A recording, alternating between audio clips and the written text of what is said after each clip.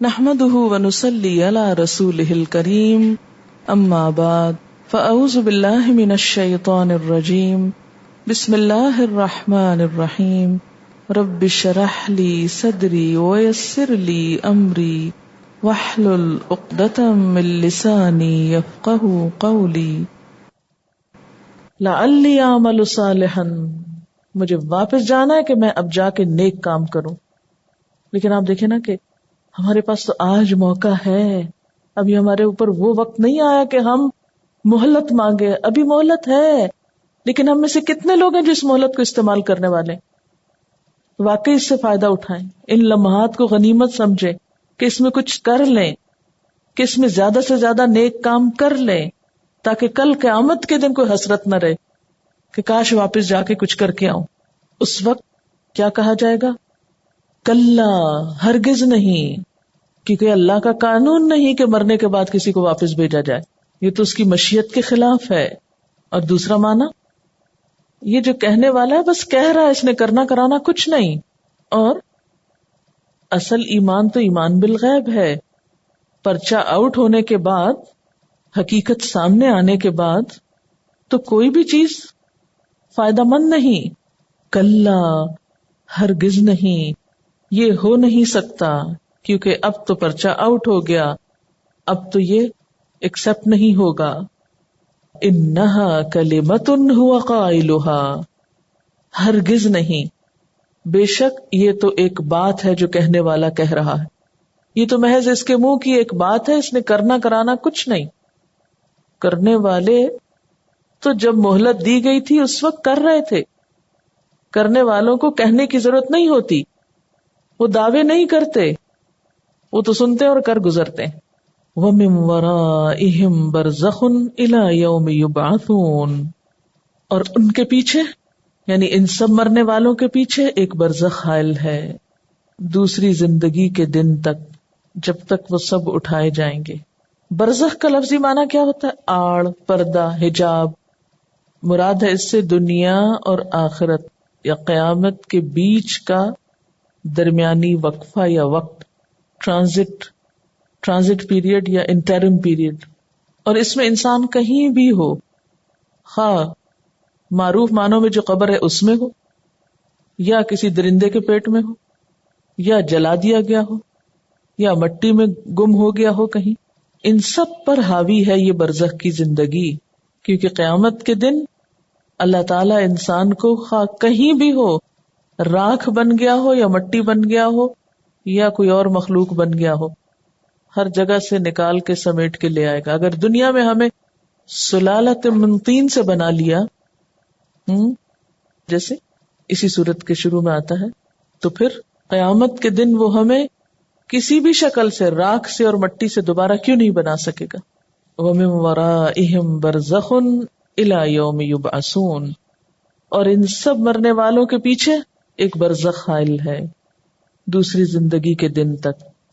فَإِذَا نُفِخَ فِي الصُّورِ، پھر جب سور میں پھونک مار دی جائے گی، فَلَا أَنْسَابَ بَيْنَهُمْ يَوْمَئِذٍ وَلَا يَتَسَاءَلُونَ، تو ان کے درمیان اس دن کوئی رشتہ داریاں باقی نہ رہیں گی، اور نہ ہی وہ ایک دوسرے کو پوچھیں گے.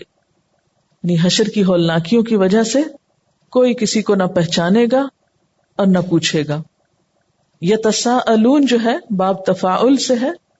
تساؤل کے معنی ہے آپس میں ایک دوسرے سے مدد کا طالب ہونا، یا ایک دوسرے سے معاملہ کر رہے ہوتے ہیں تو تساؤل میں ایک دوسرے سے مدد مانگنا. مصیبت کے وقت دنیا میں کیا ہوتا ہے؟ انسان دوسروں سے مدد مانگتا ہے. آج آپ کسی سے مدد مانگ رہے ہیں، کل کوئی آپ سے مدد مانگے گا.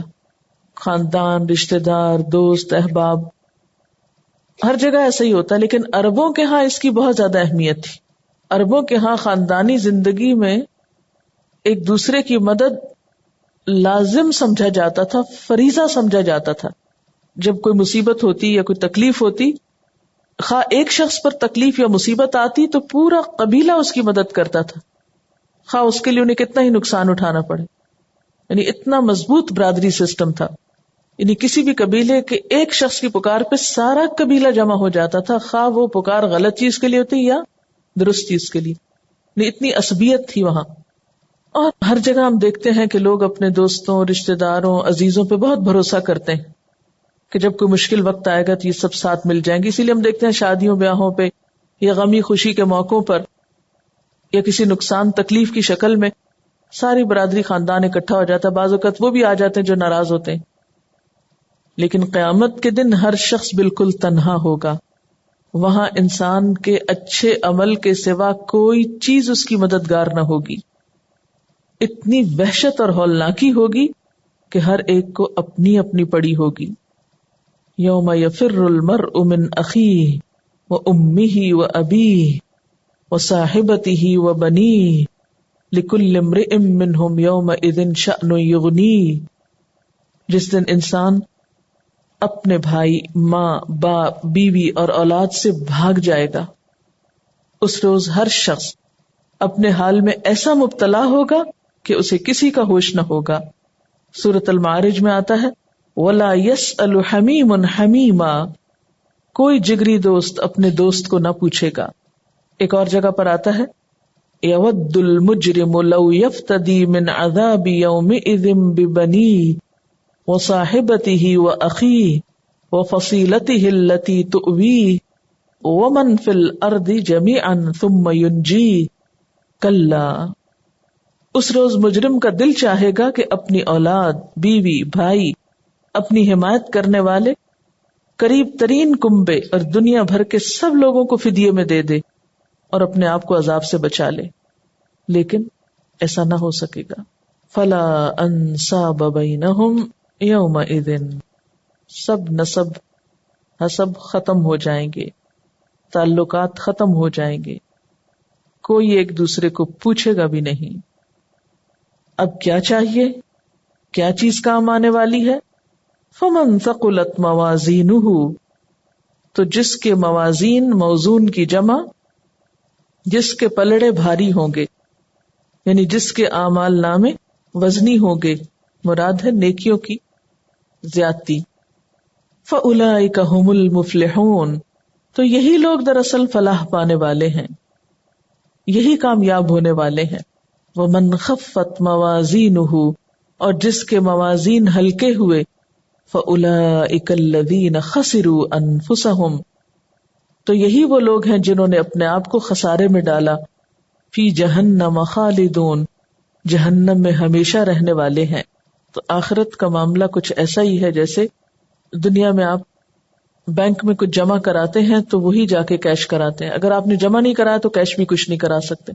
تو قیامت کے دن بھی جن لوگوں نے اچھے عمل کیے ہوں گے وہی وہاں جا کر کیش کرا سکیں گے، اور جس نے کوئی اچھا کام نہیں کیا، جن کے بینک خالی ہوں گے، وہاں وہ خالی ہاتھ ہی رہیں گے. لیکن ہمیں ساری فکر ہے دنیا کے بینک بیلنس بڑھانے کی. آخرت کے لیے نیک اعمال کا بیلنس کتنا ہے وہ ہم میں سے کبھی کسی نے چیک نہیں کیا. دنیا میں تو ہم کیا چاہتے ہیں کہ ہر مہینے کی بینک سٹیٹمنٹ ہمارے سامنے ہو کے ہمیں پتہ چلتا رہے کہ ہمارے پاس کیا کچھ، اس کو راؤنڈ فگر کرتے رہتے ہیں، کتنا ہو گیا، اتنا اور ہو جانا چاہیے، یہ میرے ٹارگٹس ہیں. لیکن دنیا میں کوئی احتساب نامہ نہیں ہے ہمارے پاس کہ ہم اپنے نیک عمل کو بھی دیکھیں کہ یہ فرائض پورے کرنے چاہیے تھے، کر چکے، اور یہ فرائض ابھی باقی ہیں جو کرنے ہیں، جانے سے پہلے کرنا ہے مجھ کو. یہاں پر آپ دیکھیے کہ قیامت کے دن ہر شخص کا معاملہ مختلف ہے نا. جیسے کفار ہیں تو کفار کا تو نیکیوں کا پلڑا سرے سے ہی خالی ہوگا، وہ تو دنیا میں ہی ان کا بدلہ انہیں مل چکا ہوگا. فلا نقیم لہم یوم القیامت وزنا، جیسے سورۃ کہف میں آپ نے پڑھا، ان کے تو نام اعمال میں کچھ ہے ہی نہیں، تو خالی اور خوب ہلکا ہے. لیکن کچھ اور لوگ ہیں جو کافر نہیں، جن کے پاس نیکیاں بھی ہیں اور برائیاں بھی ہیں، جو ہم جیسے لوگ ہیں. جیسے قرآن پاک میں آتا ہے نا، خلطوا عملا صالحا وآخر سیئا، ملے جلے کام کرتے ہیں، کچھ اچھے کر لی کچھ برے کر لی. ہے نا ایسے لوگ دنیا میں کہ نہیں ہے؟ کبھی انہوں نے سوچا کہ ان کے ساتھ کیا ہونے والا ہے؟ اب ان کی بات کروں گی. حضرت ابن عباس کہتے ہیں کہ قیامت کے روز ان لوگوں کے اعمال کا حساب اس طرح ہوگا کہ جس شخص کی نیکیاں اس کے گناہوں سے بڑھ جائیں، خواہ ایک نیکی زیادہ ہو جائے، وہ جنت میں جائے گا، اور جس شخص کے سیئات اور گناہ نیکیوں سے بڑھ جائیں، خواہ ایک گناہ زیادہ ہو وہ دوزخ میں جائے گا. مگر اس مومن گناہگار کا دوزخ میں داخلہ اسے پاک کرنے کے لیے ہوگا. وہ جا کے اپنی سزا بھگت کے پاک صاف ہو کے واپس نکل آئے گا. جیسے لوہے کا میل کچیل دور کرنے کے لیے کیا کیا جاتا ہے؟ اسے پگھلایا جاتا ہے، آگ میں ڈالا جاتا ہے، اس کا زنگ صاف ہو جاتا ہے. تو جس وقت جہنم کی آگ سے اس کے گناہوں کا زنگ دور ہو جائے گا تو وہ جنت میں داخل ہونے کے قابل ہوگا. ابن عباس ہی کہتے ہیں کہ قیامت کی میزان عمل ایسا صحیح وزن کرنے والی ہوگی کہ ایک رائی کے دانے برابر بھی کمی بیشی نہ ہوگی، اور اگر ہوگی تو پلہ جھک جائے گا یا اٹھ جائے گا. اور جس شخص کی حسنات اور سیئات میزان عمل میں بالکل برابر سرابر رہیں گی تو وہ اصحاب اعراف میں داخل ہوگا. اور ایک زمانے تک دوزخ اور جنت کے درمیان حکم ثانی کا منتظر رہے گا، اور بالآخر اس کو بھی جنت میں داخلہ مل جائے گا. ابن عباس کے اس قول میں کفار کا ذکر نہیں، مومن گناہگاروں کا ذکر ہے. اور وزن اعمال کی کیفیت کیا ہوگی؟ بعض روایات سے پتہ چلتا ہے کہ انسان بھی اس میں تولا جائے گا، اس کی نیتیں، ارادے بھی تولے جائیں گے، اس کے اعمال بھی. اور کافر خواہ اس کا وزن کتنا ہی کیوں نہ ہو، اس کو قیامت کے دن کوئی وزن نہیں ملے گا. اور بعض روایات سے کیا پتہ چلتا ہے کہ صرف اعمال نامے تولے جائیں گے. بعض روایات سے پتہ چلتا ہے کہ ہر انسان کے اعمال جو دنیا میں بے وزن بے جسم تھے، قیامت کے دن ان کو مجسم کر کے اعمال نامے میں رکھا جائے گا. مثلا سچائی، سچ بولنا، اب اس کا جسم تو کوئی نہیں، لیکن قیامت کے دن جس درجے کی سچائی ہوگی وہ اس کا جسم بنا کر اس کو وہاں رکھا جائے گا. فضل العلم میں ابراہیم نخی سے روایت ہے، قیامت کے روز ایک شخص کے اعمال وزن کے لیے لائے جائیں گے اور ترازو کے پلے میں رکھے جائیں گے تو پلہ ہلکا ہوگا. پھر ایک ایسی چیز لائی جائے گی جو بادل کی طرح ہوگی، اس کو بھی اس کی حسنات کے پلے میں رکھ دیا جائے گا تو پلہ بھاری ہو جائے گا. اس وقت اس شخص سے کہا جائے گا کہ تم جانتے ہو یہ کیا چیز ہے، یہ جو بادل کی طرح کی رکھی گئی جس سے تمہارا اعمال نامہ جھکا؟ وہ کہے گا مجھے کچھ معلوم نہیں. بتایا جائے گا کہ یہ تیرا وہ علم ہے جو تو دوسروں کو سکھاتا تھا. وہ صدقہ جاریہ بنا نا. یعنی اپنے عمل اتنے نہیں تھے، لیکن جو خیر بھلائی اس نے کسی کے ساتھ کی ہوگی اور وہ مرنے کے بعد بھی جاری رہی ہوگی تو وہ پھر ایک طرح کی نیکی بنا کر اس کے اعمال نامے میں ڈالی جائے گی.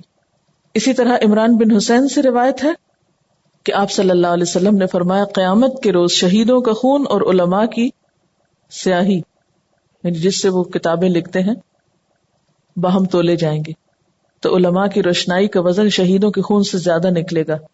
تو یہاں پر کیا فرمایا؟ فَمَن ثَقُلَتْ مَوَازِينُهُ فَأُولَئِكَ هُمُ الْمُفْلِحُونَ وَمَن خَفَّتْ مَوَازِينُهُ فَأُولَئِكَ الَّذِينَ خَسِرُوا أَنفُسَهُمْ. جن کے اعمال نامے ہلکے ہوئے، نیکیاں کم ہوئی، انہوں نے اپنے آپ کو خسارے میں ڈالا. فی جہنم خالدون. کافر تو ہمیشہ جہنم میں رہیں گے، لیکن مومنوں کے بارے میں دوسری جگہ سے کیا پتہ چلتا ہے؟ ان کو پھر نکال لیا جائے گا. کیسی ہے وہ جہنم؟ تلفح وجوہہم النار. آگ ان کے چہروں کو چاٹ ڈالے گی، چہرے جھلس جائیں گے.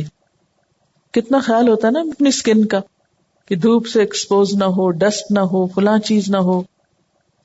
پوروں کے اندر جانے والی ڈسٹ کو بھی سٹیم لے لے کر اور پتہ نہیں کیا کیا کر کے نکالتے رہتے ہیں. چہرے کی سکن سب سے زیادہ سینسٹیو ہوتی ہے، ہر چیز کو جلدی اپنے اندر ابزارب کر لیتی. لیکن وہاں کیا حال ہوگا؟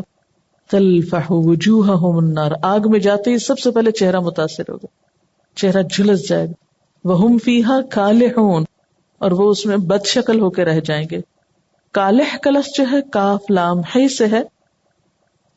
کلوہ کہتے ہیں ہونٹوں کا کھچ جانا. کلحن ہونٹ سکڑ کر دانت ظاہر ہو جائیں.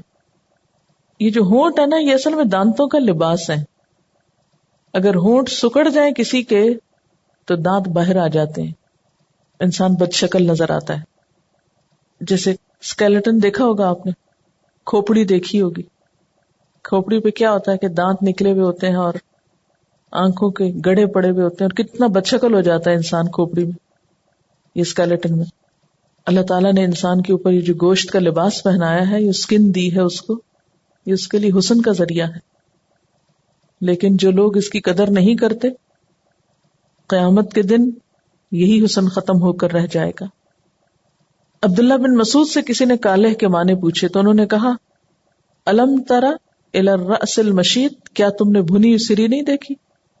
یعنی اس طرح شکلیں بگڑ کر رہ جائیں گی، ہونٹ دانتوں کو چھپانے کی بجائے ایک اوپر سکڑ جائے گا، دوسرا نیچے سکڑ جائے گا، دانت نکلے ہوئے نظر آئیں گے، انسان کی شکل انتہائی بدنما ہو جائے گی. اس وقت اس کو کہا جائے گا الم تکن آیاتی تتلا علیکم، میری آیات تمہیں پڑھ کے نہیں سنائی جاتی تھی نا، فکنتم بہا تکذبون، تو تم ان کو جھٹلایا کرتے تھے، یعنی عمل سے جھٹلا دیتے تھے. قالو، وہ کہیں گے ربنا، اے ہمارے رب، غلبت علینا شقوتنا، ہماری بدبختی ہم پہ غالب آ گئی. یہ بدبختی کس چیز کی تھی؟ یہ لذتوں کی اور خواہشات کی، جن کی طرف اٹریکٹ ہو کر ہم آخرت کو بھولے ہوئے تھے. وَكُنَّا قَوْمًا ضَالِّينَ، اور ہم کھوئے ہوئے لوگ تھے.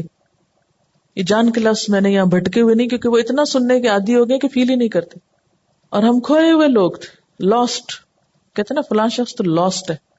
کس کو کہتے ہیں لاسٹ؟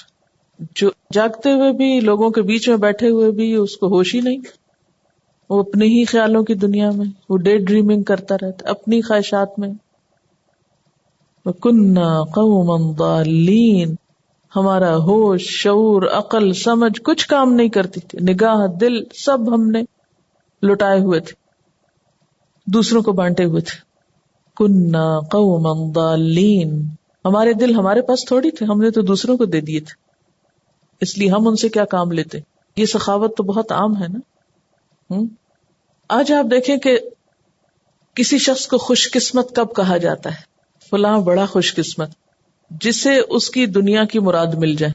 یعنی ایک شخص نے اپنی کوئی تمنا یا آرزو قائم کی اور وہ اس کی پوری ہو گئی. کہتے ہیں کتنا لکی ہے، جو چاہا اس کو مل گیا، اس کے پاس یہ بھی ہے، یہ بھی ہے، یہ بھی. تو جن چیزوں کو آج دنیا میں خوش قسمتی کی علامت سمجھا جاتا ہے، کل قیامت کے دن انسان اسی کو بدبختی سے تعبیر کرے گا. غلبت علینا شقوتنا، یہ جو ہماری خواہشات تھی، ہماری دنیا کی مرادیں، آرزویں، تمنائیں جن میں ہم جیتے تھے، وہ ہم پر اتنی غالب رہیں کہ کننا قوما ضالین، ہم تو بالکل ہی بہکے ہوئے تھے، بھٹکے ہوئے تھے، کھوئے ہوئے تھے، لاسٹ تھے. کبھی عقل استعمال ہی نہیں کی تھی، کبھی حق کو پانے کے لیے سمع اور بصر کا استعمال ہی نہیں کیا تھا. پھر دعائیں مانگیں گے ربنا اخرجنا منہا، اے ہمارے رب ہمیں اس سے نکال لے، اللہ اس سے نکال لے، یہ بہت خراب جگہ ہے. اور ہمارا وعدہ فَإِنْ عُدْنَا فَإِنَّا ظَالِمُونَ، اگر ہم نے ایسا کیا تو ہم ظالم ہوں گے. اب بالکل کبھی نہیں ایسے غلط کام کر کے آئیں گے، اب بالکل ہم خواہشات کے پیچھے نہیں چلیں گے. لیکن وہ کس رب کو دھوکہ دے رہے ہیں؟ اللہ تعالیٰ ان کی ایک نہیں سنیں گے. قَالَ اخْسَئُوا فِيهَا وَلَا تُكَلِّمُونَ، اللہ تعالیٰ فرمائے گا دور رہو، اسی میں پڑے رہو، مجھ سے بات نہ کرو. یہاں پر لفظ خے سین حمزہ ہے. اخسا کتے اور سور کو دھتکارنے کے لیے بولا جاتا ہے. جیسے پنجابی میں کہتے ہیں نا دھر دھر، یعنی کتا آئے نا تو اس کو بھگانے کے لیے کرتے ہیں، یہ دفع ہو جاؤ، خراب لفظ ہے. اخسؤ فیہا، پڑے رہو اسی میں، دور ہو جاؤ. ولا تکلمونی، مجھ سے بات بھی نہ کرو. دنیا میں تمہیں زبان دی تھی، آنکھیں کان سب دیا تھا، وہاں تو تم نے یہ سب کچھ میرے لیے استعمال نہیں کیا، وہاں تو کبھی مجھ سے بات نہیں کی، وہاں تو میرے آگے کبھی نہیں جھکے، وہاں تو مجھ سے کبھی کچھ نہیں مانگا تھا، وہاں تو تم نے جہنم سے پناہ نہیں مانگی تھی. اب اس میں پڑھ کے سب یاد آیا. مجھ سے بات بھی نہ کرو، اور تم بہت بڑے مجرم ہو، تمہارا ایک خاص قصور. انہ کان فریق من عبادی، کہ میرے بندوں میں سے ایک گروہ یقولون کہتا تھا ربنا آمنا، کہ اے ہمارے رب ہم ایمان لائے، فاغفر لنا وارحمنا، تو ہمیں بخش دے، ہم پہ رحم فرما، وَأَنْتَ خَيْرُ الرَّاحِمِينَ، اور تو سب رحیموں سے اچھا رحیم ہے. یعنی میرے بندوں میں ایک گروہ ایسا تھا جو مجھ سے دعائیں مانگا کرتا تھا، رحمت کا طلبگار تھا. تم نے کیا کیا؟ فَاتَّخَذْتُمُوهُمْ سِخْرِيًّا، تم نے انہی کا مذاق اڑایا. یعنی تمہارے اپنے غلط کام تو تھے ہی، خود تو تم لاسٹ تھے ہی، لیکن جو بندے کانشیسلی زندگی بسر کر رہے تھے، جو آخرت کی فکر میں جی رہے تھے، تم نے تو ان کا مذاق اڑانا شروع کر دیا، ان کو تم بے وقوف سمجھتے تھے. سخریہ، سخری اس شخص یا چیز کو کہتے ہیں جس کو مذاق بنا لیا جائے. یعنی اللہ کے بندوں کا جنہوں نے مذاق اڑایا وہی اصل بدقسمت تھے. یعنی میرے مخلص بندے، میرے پیارے بندے جب میرے آگے دعا استغفار کرتے یا میری عبادت کرتے تو تم ان پہ ہنستے تھے، تم تو ان پہ ہنستے تھے، اور اس ہنسی میں تم اس نوبت کو پہنچے حتی انسوکم ذکری، کہ تمہارے اس عمل نے تو میری یاد بھی بھلا دی، تم تو مجھے بھی بھول گئے کہ میں بھی کچھ ہوں. وَكُنْتُمْ مِنْهُمْ تَضْحَكُونَ، اور تم ان پر ہنسا کرتے تھے. انی جزیتہم اليوم، بے شک ان کو میں نے آج یہ جزا دی، یعنی جنت کی شکل میں، بما صبروا، کیونکہ انہوں نے صبر کیا، حق پر جمے رہے، حق کا اعتراف کیا، اسے سنجیدگی کے ساتھ لیا، اس سے کامل وابستگی کا اظہار کیا. آخرت انہوں نے دیکھی نہیں تھی، لیکن انہوں نے اس کو ایسا مانا جیسے کوئی چیز دیکھ کر مانی جاتی، اور جب حق کے رستے پر انہوں نے استقامت اختیار کی تو اگرچہ یہ صبر آزما مرحلہ تھا، یعنی مخالف حالات میں بھی دین پر عمل کرتے رہنا، مذاق اڑائے جانے کے باوجود بھی دین پر قائم رہنا، یہ ہے اصل صبر. ان کا بدلہ کیا ہے؟ انہم ہم الفائزون، کہ بے شک وہ وہی کامیاب ہونے والے ہیں. اس سے کیا پتہ چلتا ہے؟ خوش قسمت ہیں وہ لوگ جو کسی کی ملامت کی پرواہ نہ کریں، نہ کسی کی مخالفت کی کریں، نہ کسی کی اکساہٹ کی کریں، اور نہ کسی کی ملامت کی کریں. یعنی ولا یخافون لومۃ لائم، اور جم کر اللہ کی اطاعت کریں. اصل میں کامیاب ہونے والے وہی ہیں. آج ہم سب اپنے آپ کو پرکھیں کہ اللہ کی اطاعت ہم کتنی کرتے ہیں اور کب تک کرتے ہیں. کیا صرف اس وقت تک جب ہمیں موافق حالات ملتے ہیں، یا اس وقت بھی جب کوئی کام ہماری مرضی کا نہیں ہوتا بلکہ الٹا تانے سننے پڑتے ہیں، مذاق اڑایا جاتا ہے؟ اپنے آپ سے پوچھئے کہ جب اللہ کے راستے پہ چلتے ہوئے مجھے کوئی ملانی کہہ دیتا ہے یا کوئی بھی کسی قسم کا میرا مذاق اڑاتا ہے، تحقیر کرتا ہے، تو میرا رد عمل کیا ہوتا ہے؟ میرا ری ایکشن کیا ہوتا ہے؟ کیا میں وہ راستہ چھوڑ دیتی ہوں، وہ طریقہ چھوڑ دیتی ہوں، یا پھر حق پر جمی رہتی؟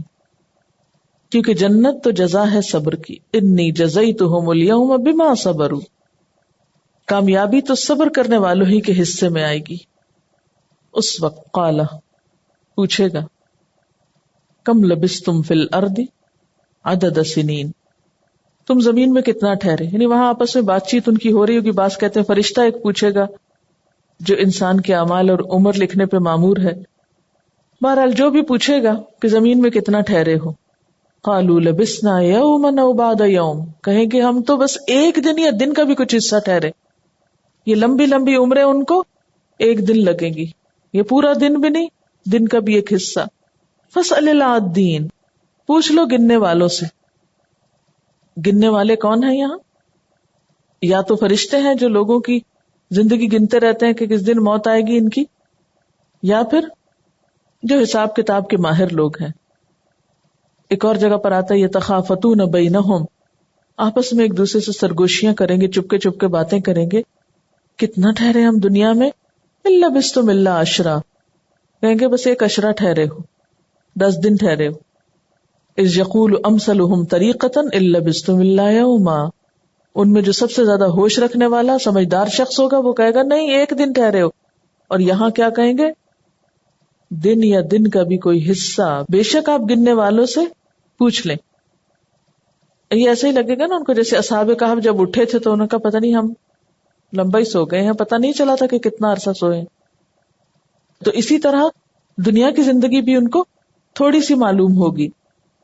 قال ان لبثتم الا قلیلا لو انکم کنتم تعلمون. ارشاد ہوگا تھوڑی ہی دیر ٹھہرے ہو, کاش تم نے یہ اس وقت جانا ہوتا کہ ہم دنیا میں تھوڑی دیر کے لیے. اس لیے اللہ کے راستے میں اگر کوئی تکلیف آ رہی ہے تو اس کو برداشت کر جائیں, کوئی مذاق اڑا رہا ہے تو سہ جائیں اور کرتے رہیں جو کر رہے ہیں.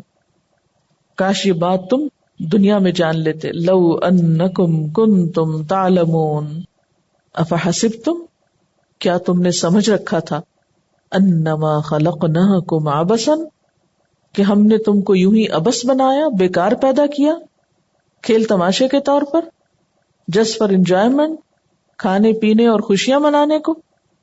انکم الینا لا ترجعون, اور تم نے یہ گمان کر رکھا تھا کہ تم یوں ہی شترے بے مہار کی طرح چھوڑ دیے جاؤ گے اور واپس نہ پلٹائے جاؤ گے. فتعال اللہ الملک الحق, تو بہت بلند ہے اللہ جو بادشاہ حقیقی ہے. یہاں اللہ تعالیٰ کی یہ صفات کیوں بیان کی گئی کہ اللہ تعالیٰ سے ایسی کسی بات کا صدور ناممکن ہے کہ وہ اتنی بڑی دنیا محض کھیل تماشے کے طور پہ پیدا کر دے. وہ تو حقیقی بادشاہ ہے, الملک الحق ہے. کیسے ممکن ہے کہ وہ ایک بیکار کام کرے؟ کیسے ممکن ہے کہ غلط کام کرنے والوں کو پوچھے بھی نہ؟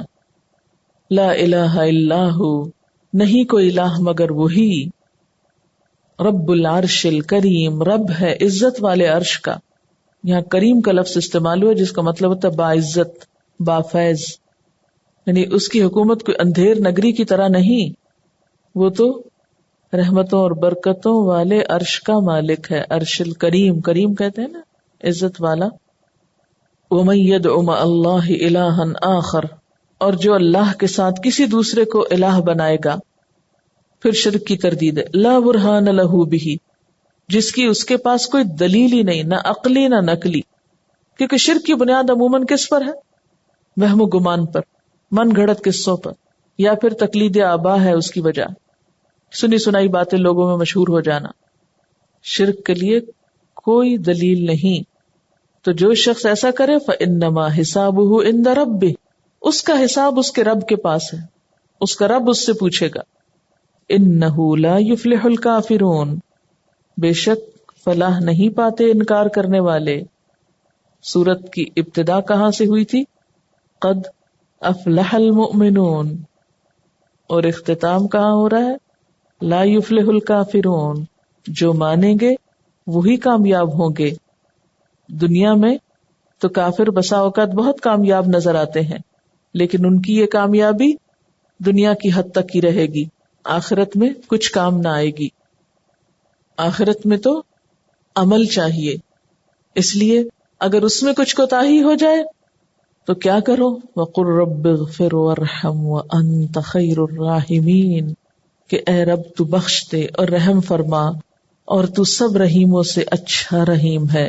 یعنی کرنے کے بعد بھی وَيُؤْتُونَ مَا آتَوْا وَقُلُوبُهُمْ وَجِلَةٌ, وہ یہی دعائیں کرتے رہتے ہیں کہ یا اللہ تو معاف کر دینا. سورۃ المؤمنون کی یہ جو آخری آیتیں ہیں, افحسبتم انما خلقناکم عبثا, یہاں سے لے کے آخر تک کہا جاتا ہے کہ ان آیات کی خاص فضیلت ہے. عبداللہ بن مسعود سے روایت ہے کہ ان کا گزر ایک ایسے بیمار پر ہوا جو سخت امراض میں مبتلا تھا, تو انہوں نے اس کے کان میں سورۃ مومنون کی یہ آیات افحسبتم سے آخر تک پڑھ دی. وہ اسی وقت اچھا ہو گیا. آپ نے ان سے دریافت کیا کہ آپ نے اس کے کان میں کیا پڑھا؟ تو عبداللہ بن مسعود نے عرض کیا کہ یہ آیات پڑھی ہیں.